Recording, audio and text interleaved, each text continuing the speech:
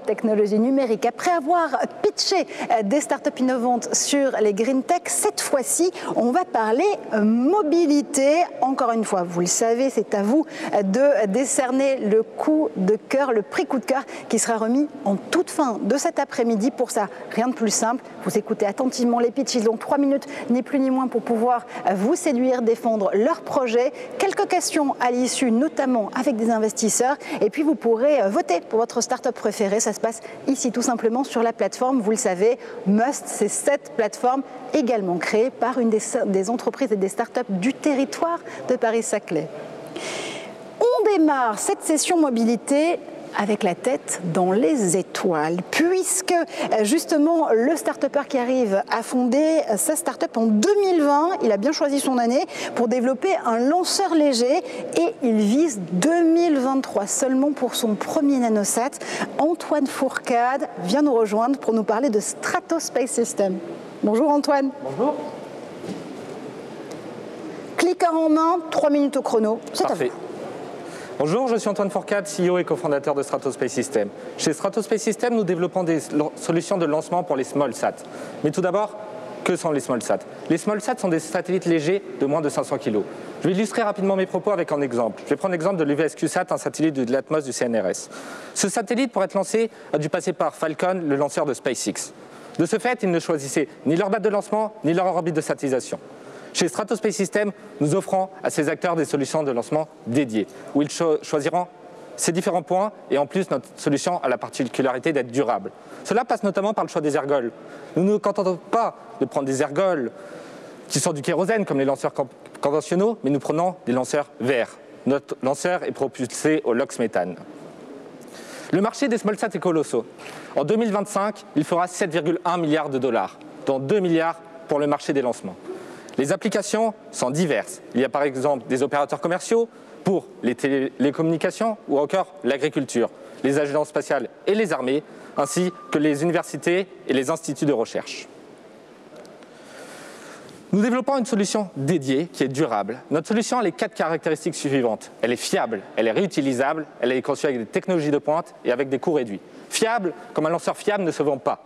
Réutilisable, comme un lanceur réutilisable, c'est la clé. Aux États-Unis, depuis plus de 10 ans, SpaceX réutilise ses lanceurs. Chez Stratospace Systems, nous allons encore plus loin.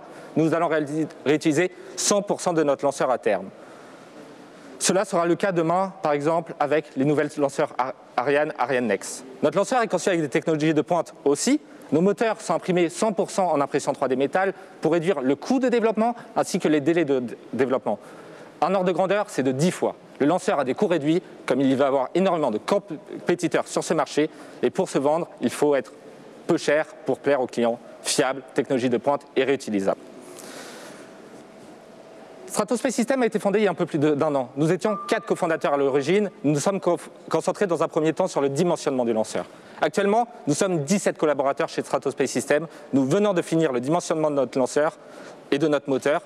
Durant les prochaines semaines, chez Accelère, l'accélérateur du groupe Air Liquide, nous allons commencer les premiers tests géométriques du lanceur. Suite à notre première levée de fonds, nous allons recruter dans l'année 15 collaborateurs supplémentaires et au cours du second semestre de 2021, réaliser la mise à feu du moteur. Pour conclure, Stratospace Systems développe un lanceur européen durable pour les small sats.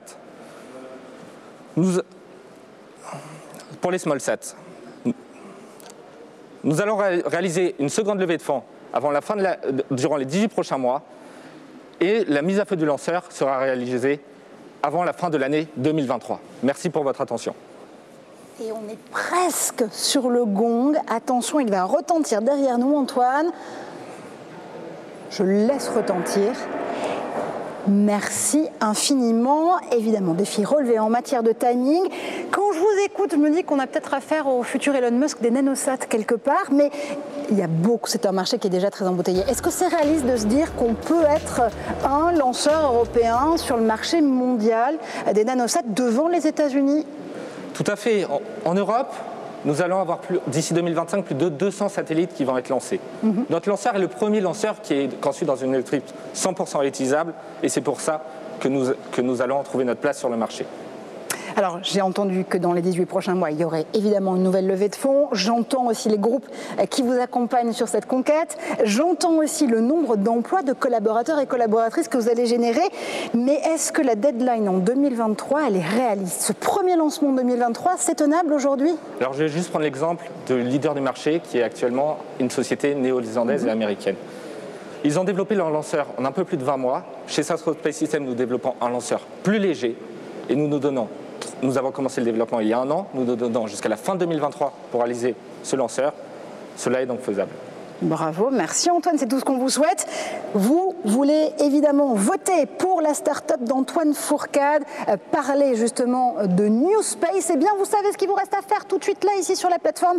Vous votez pour Stratos Space Systems. Merci, on vous retrouve peut-être tout à l'heure. Merci à vous. Au revoir. Et on continue à dérouler justement la liste de nos startups pour ce Spring 50 tout premier du nom.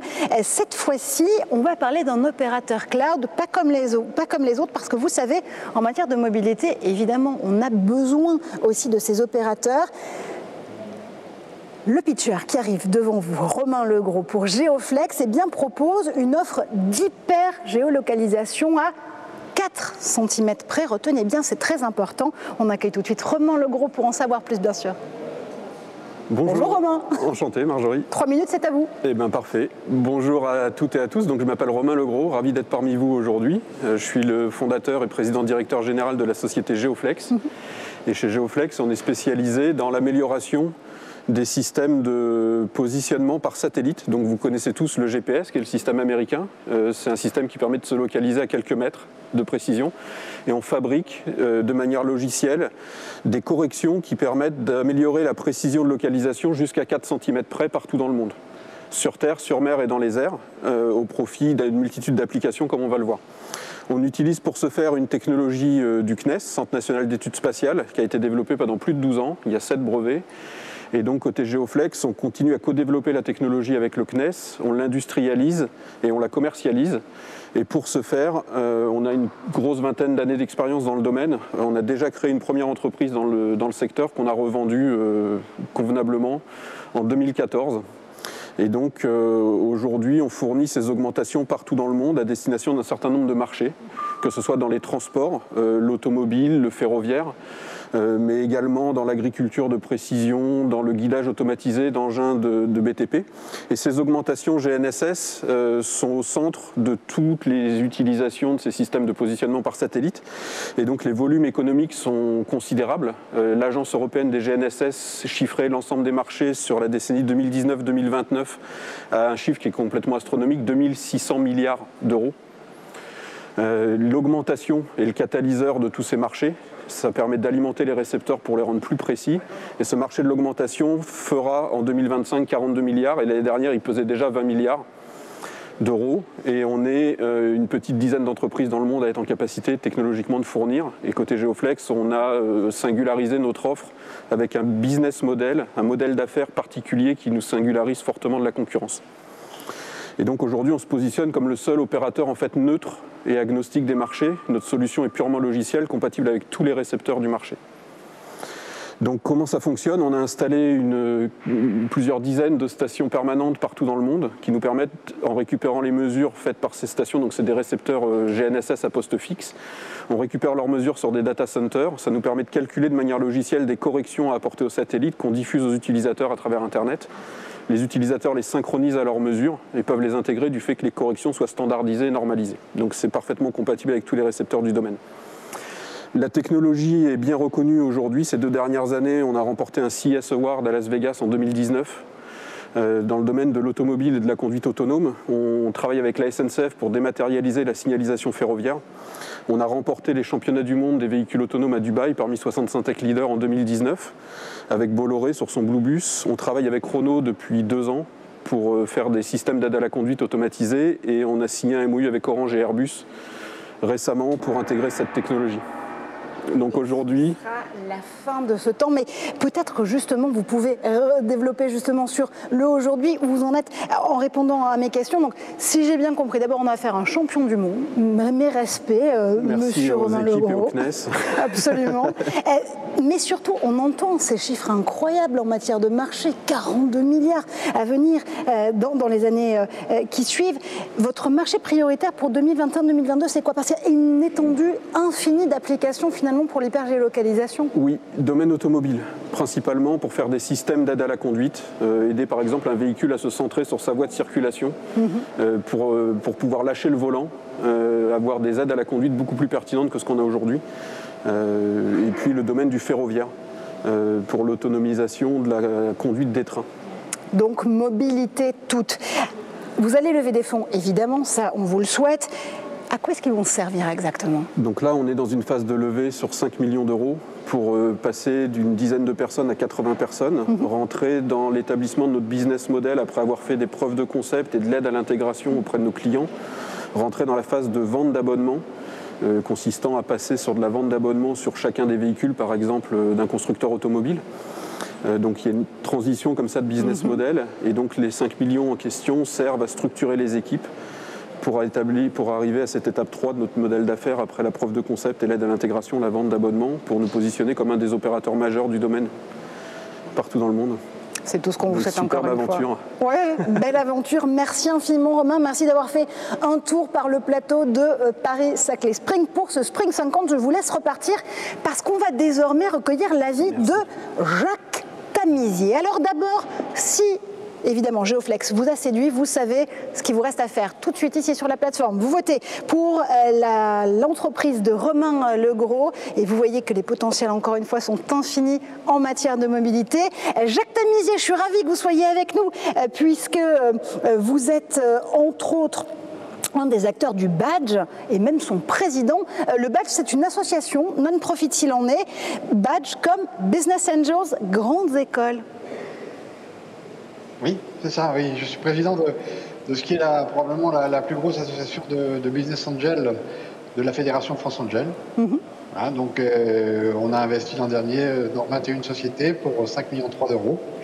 Voilà, donc on a 280 membres à peu près, ça croît, chaque année ça croît. Voilà, et on avait fait beaux projets et j'ai trouvé que les deux projets étaient très très beaux. Je ne suis pas sûr qu'ils soient exactement dans le type de projet qu'on finance parce qu'ils sont, je pense, déjà assez avancés avec des valorisations déjà, je pense, assez significatives. Mais pourquoi pas, hein, pourquoi pas. Hein. Mais j'avais envie de vous poser cette question. C'est vrai qu'on parle de mobilité. On a vu, on est parti très loin d'un côté dans le New Space, de l'autre dans le cloud, l'hypergéolocalisation, le satellite. C'est très intéressant. Ça veut dire que la mobilité, là aussi, c'est un écosystème infini qui a besoin d'être empoweré, en très mauvais franglais, excusez-moi, par des technologies de pointe. Et ça, on les forme à Paris-Saclay. Ah oui, bien sûr. Et les deux projets ont des caractéristiques, les deux traitent évidemment de services qu'on donne dans l'espace ou depuis l'espace, en fait. Mais le premier, j'ai l'impression que le premier, alors il a beaucoup de potentiel, mais c'est un marché très concurrentiel, parce qu'il y a beaucoup de lanceurs, il y a énormément de satellites, de petits satellites, de constellations à lancer, et donc c'est très concurrentiel. Le second est très intéressant. Le fait que le CNES leur ait donné la licence exclusive pour exploiter le brevet, j'avais dit d'abord, ça parle très bien de l'équipe, hein, ils ont confiance dans cette équipe.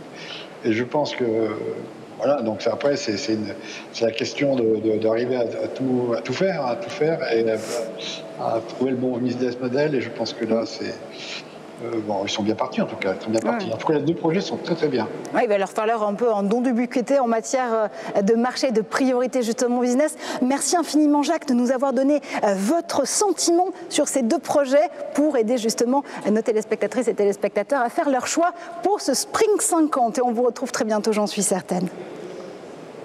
Merci beaucoup.